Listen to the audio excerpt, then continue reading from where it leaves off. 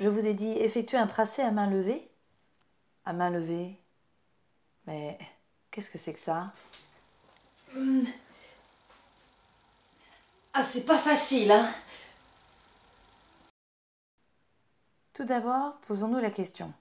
Tracer une figure à main levée, qu'est-ce que ça veut dire? Tracer une figure à main levée, c'est tracer une figure sans utiliser aucun instrument de géométrie, mais en essayant de respecter la forme de la figure et ses proportions. Cela peut être fait sur un cahier de brouillon ou sur une ardoise. Ah, d'accord. Je me disais aussi. Mais tracer une figure à main levée, à quoi ça sert? Tracer une figure à main levée, c'est utile pour vérifier si on comprend bien le programme de construction, avoir une idée de la figure qu'on va obtenir et connaître le matériel dont on aura besoin. En effet, lorsque vous tracez à main levée, eh bien, vous allez vous assurer dans un premier temps que vous comprenez bien toutes les consignes qui vous sont données. Ensuite, lorsque vous aurez terminé, vous aurez une petite idée de la figure que vous devrez obtenir lorsqu'il vous faudra la tracer avec des outils de construction de géométrie, tout simplement parce que vous aurez tracé ce qui ressemble à un brouillon de cette figure. Enfin, au fur et à mesure du tracé à main levée, vous vous rendrez compte des outils dont vous aurez besoin lorsqu'il vous faudra passer au tracé final. Traçons donc une figure à main levée tous ensemble. Pour cela, sortez une ardoise et un feutre, ou bien si vous n'en avez pas, une feuille de papier et un crayon. Suivons le programme étape par étape. Tout d'abord, tracez une droite D. Voilà, j'ai tracé une droite D. Ensuite, placez un point A sur la droite D. Voici mon point A.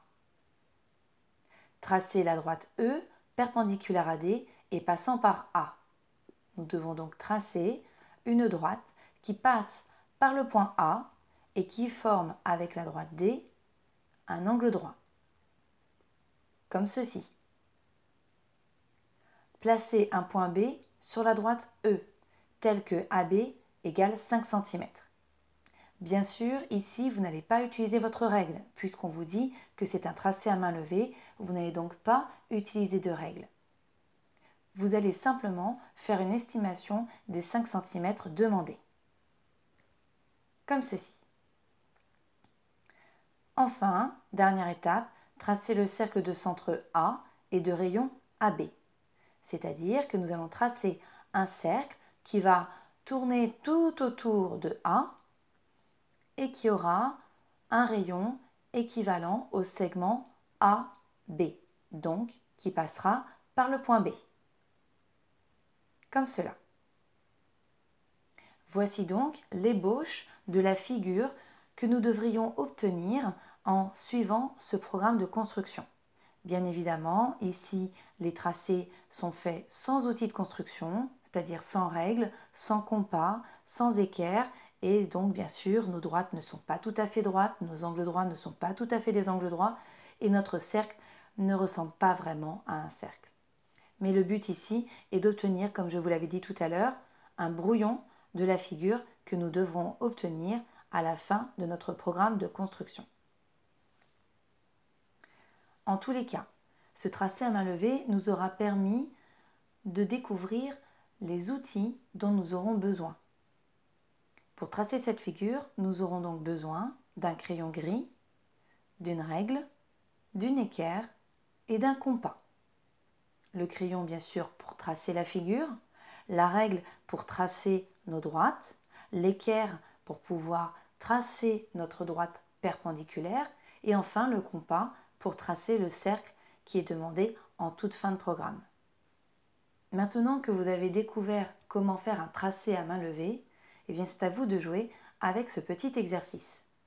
Vous avez dans le tableau qui vous est présenté 3 programmes qu'il vous faudra suivre en traçant dans les cases vides qui sont juste en dessous la figure et ce à main levée. Une fois que vous aurez suivi toutes les étapes de chaque programme de construction, le premier, le second et le troisième, vous découperez les 6 cases de ce tableau, puis vous les mélangerez bien et vous demanderez à une personne de votre entourage d'essayer de reformer les paires. si bien sûr vous trouvez dans votre entourage une personne qui soit disponible. Maman, tu peux m'aider?